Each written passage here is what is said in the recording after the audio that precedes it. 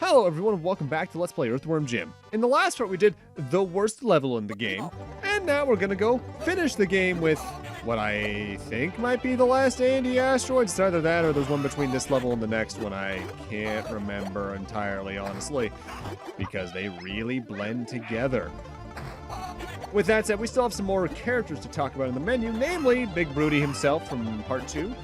Blind as a mole rat, fat as a beached whale, dumb as a rock. That's Big Broody. If he gets one whiff of you, though, he'll come after you like a runaway freight train. Your best bet is to stay out of his way because he's always hungry. He always chooses food 30 times before swallowing.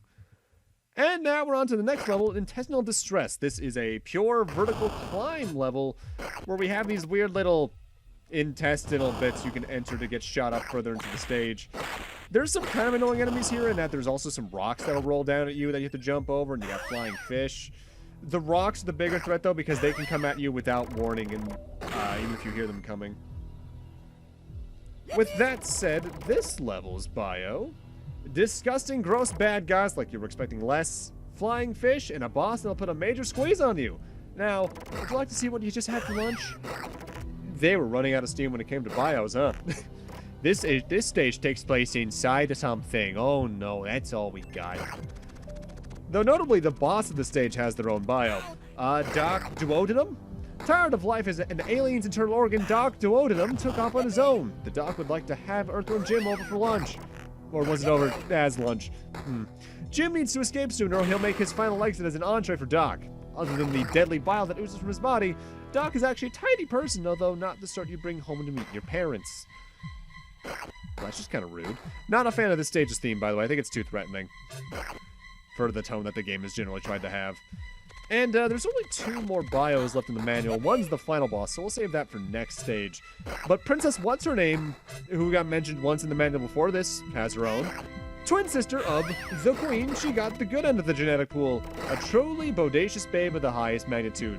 When asked about her favorite activity, she sweetly replied, "Save the space whales. I'm a Libra. Will you buy me a spaceship?" There is barely a character there for her. Which isn't too surprising. I wouldn't be surprised if they literally just wrote her to be the thing to get because it was the thing to do back when. But I am genuinely curious if she had a character at all in the show, if she was even in it. Now, this level's a little bit interesting because it has a little bit of a darkness mechanic in that there are some times where if something's on the edge of the screen, you can't quite see it. But otherwise, there's no real base mechanics here. It's just a standard level, and I kind of applaud it for that. But I should note this, it might not be in the version of the game you're playing. This was in the Sega CD and the Genesis version, but I believe the DOS version, as well as some of the Nintendo releases like Super Nintendo, were omitted due to anti-blood policies that those companies may have had at the time. I want to say maybe in the Game Boy Advance version, but don't quote me on that because I've never played that one. And now we're already at the boss. He bounces left and right and left and right, trying to land on you. Whenever he lands, he shoots bile out, and occasionally he'll do a longer than feels like it's necessary, at least, shooting a bile period. It's almost enjoyably simple. With that said, you need to be a little bit, what's the opposite of greedy? You need to make sure you're pretty quick on the draw, not only to shoot him, but to let go of the shoot button, as otherwise he will land on you. His jump is a bit faster than you would initially think it is. But otherwise, yeah, honestly, I like this level. It might be my favorite level in the game, barring maybe the first level in Big Broody. With that, though, we're on to, I believe, 1 more Andy asteroids, and then on to the final level, period. Yeah, we got 1 more Andy. Alright, let's give it up to Psychro. He's shown up the entire game. He's been a constant threat, and I will give him this. He does get harder later on in the game because he'll actively try to grab the boost items. So if you can get them before him, you'll get a good boost, but otherwise he will probably boost ahead of you at such a rate that's really hard to catch up. And something that the manual mentions when you're fighting him, it mentions to knock into him. You can do that, either just by doing that or bonking into him with a speed boost to actively send him behind you, but that only really comes in handy in the later stages, as I feel he's much more of a threat there and can keep up with you. With that, though, we're on to the final level. This is Buttsville, a name that really feels like it's ripped right out of Booger Man. With that said, the first half of this stage, or I guess more first third, is really rough, as it's just a continuous descent down near spikes that do Good amount of health. Let's see, do I get hit here? I'm at 98. Yeah, that's 40 damage. Although it may have been 20 because I may have gotten hit twice there. Yeah, this stage hurts. They put power-ups everywhere for a reason, and there's exits on the bottom left and right. Just try your best to survive. Mash the jump button to hover, which isn't even a thing I've mentioned you can do in the game yet, I think, because it so seldom comes up. But now we're on to the stage itself, which is dangerous, to say the least. As the manual puts it, it's dark, there's lightning in the distance, and you've got to keep your head on in order to stay alive. You're now facing the queen and her minions head-to-head, so use yours. The queen is using her control over all the insects in order to stop you. Everywhere you turn, one of her followers is going to be there. You may think it's hopeless, but it's snot. Try to control your every move here. Any mistake will probably be your last, and they do mean that. It's pretty easy to get quickly damaged you. There's hives that can hatch enemies out at you. There's a lot of spikes all over the place meaning to damage you. And there's some pretty precise worm whips you need to do in order to get around. Not to mention it being relatively dark means it's also kind of hard to see where you can land and what's around you. So this stage can pretty easily kill you.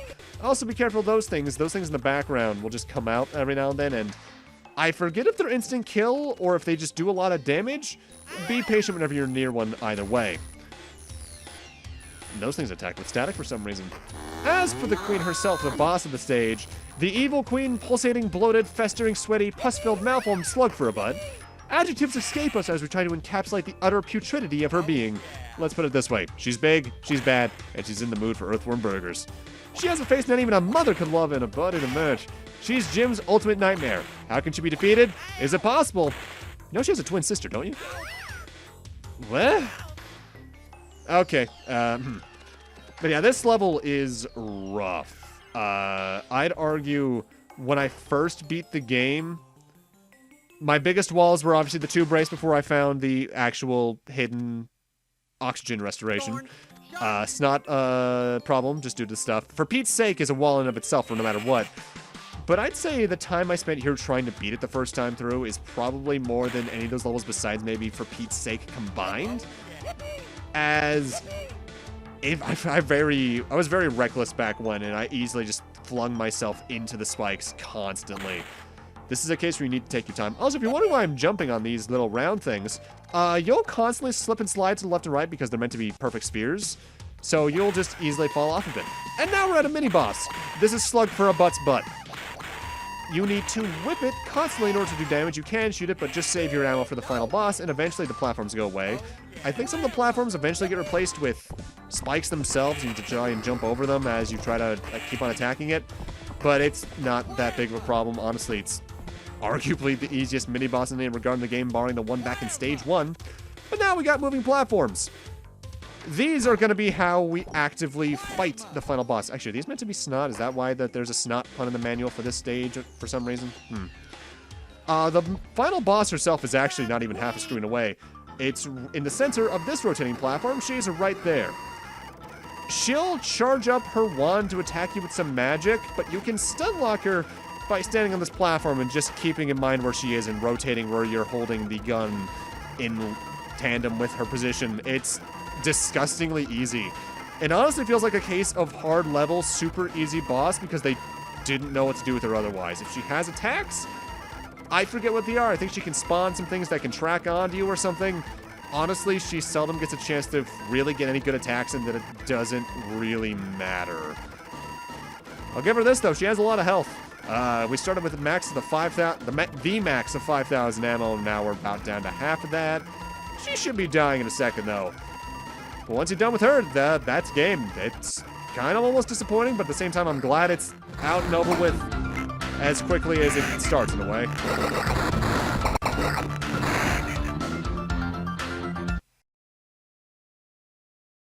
Groovy. More like gory. With that takes you to the ending of the game. But here's the thing. Every version of the game only has one ending except the Sega CD and I think HD versions, depending on your difficulty. So we're going to show all three off by using the skip to the end of the game code.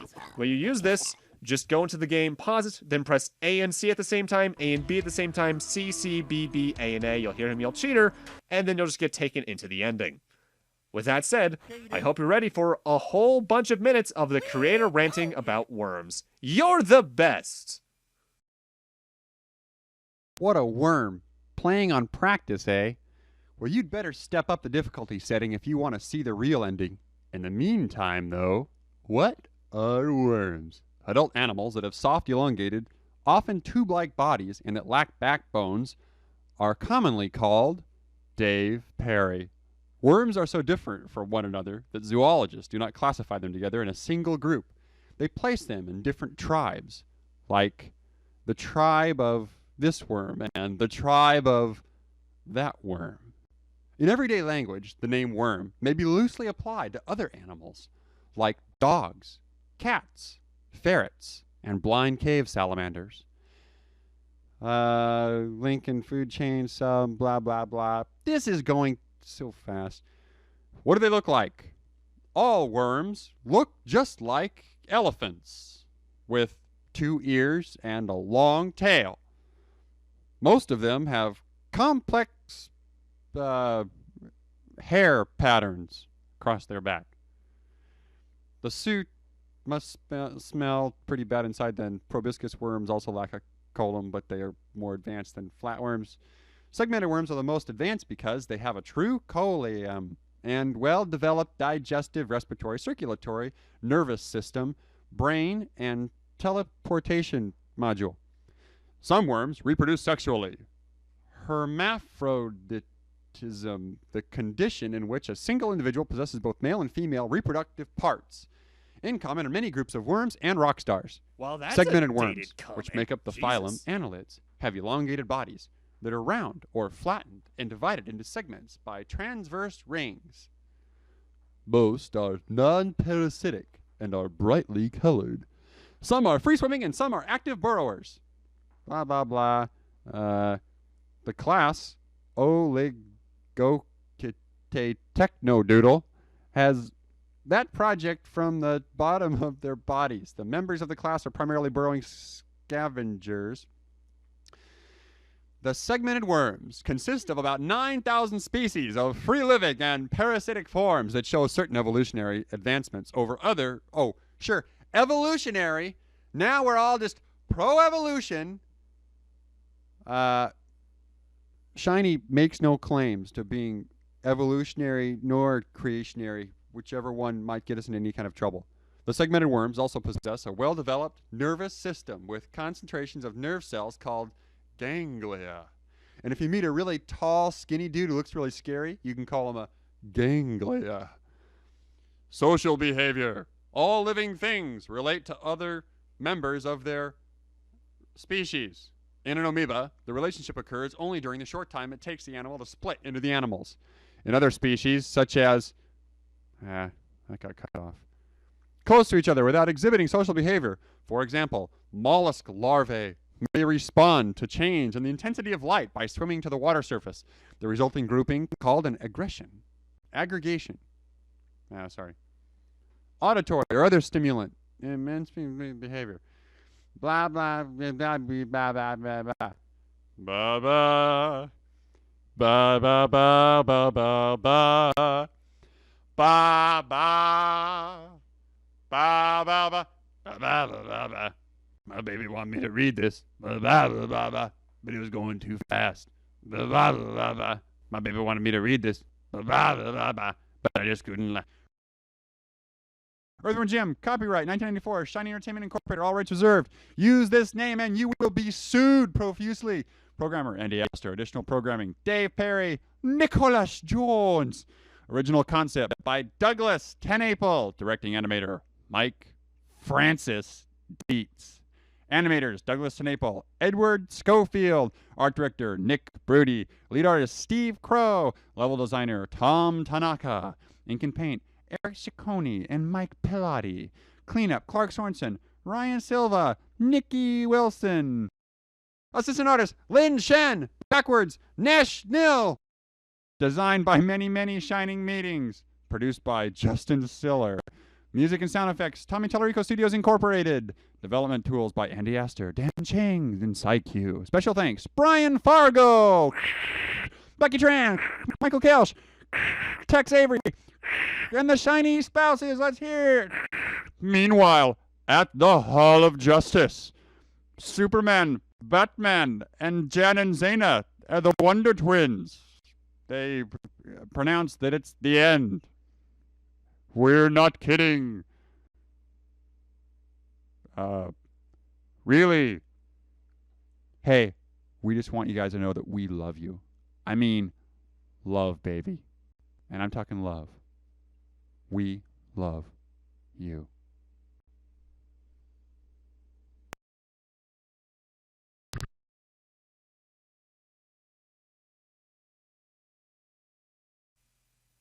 Well, that was weird. I almost applaud the bravery in making that one of your endings. And now for the ending I got on the normal run. You're the best. Again!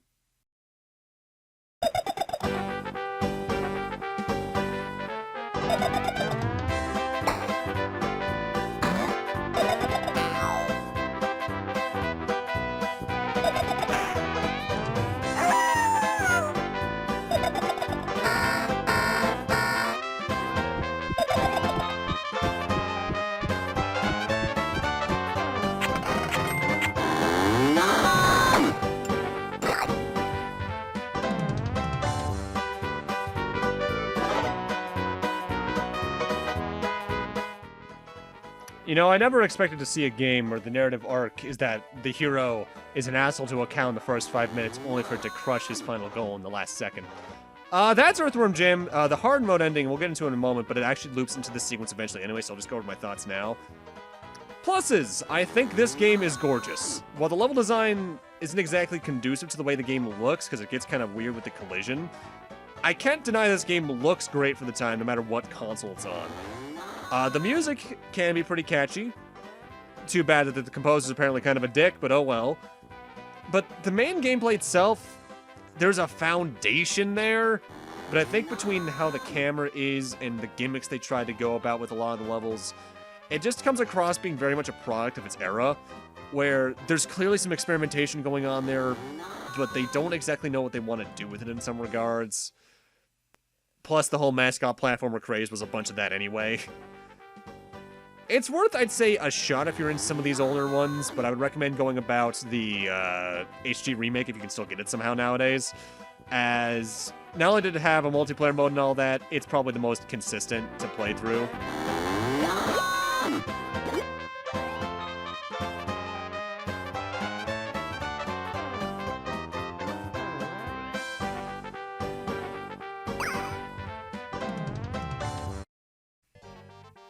Well then.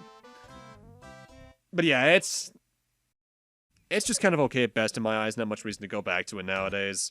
With that said, time for the hard mode ending. Hater. You're the best. Boy, you've really whipped this game. I mean, you can put it back on the shelf. You've mastered it. I mean, on difficult. That's incredible. I couldn't even do that. I'm telling you, you know, you can just put the joystick down now and rest assured that you are the best. I mean, you're probably the only one who's even done this. You're probably the only person who's heard this right now. Heard this. Me, talking right now. You! You are someone special to us. We care about you. I mean, if you ever feel bad about yourself, think about this day and what you're hearing right now. You are the best. And if you fail at anything, if you come in last at the track meet, you just sit there and raise your head up and say, Shiny said, I was the best. And dang it, I'm the best. I'm in last place, but I'm the best. If you wake up someday and you're in prison, serving a life sentence, you just look up and say, I'm the best. When you're down, when you're lonely, when all their friends have turned their backs on you because you're such a jerk, you just sit there and say to yourself, I'm the best. I'm the best. I'm the best. And from there, the ending proceeds onto the same ending that we saw on normal mode. But with that, more or less, I'm done, so I'm gonna need to end this off here. Thank you guys for watching, have a great night, take care, and I'll see you guys next Let's Play, whatever that may be. See you guys then. And remember, always watch out for random flying bovines, as they might be your undoing.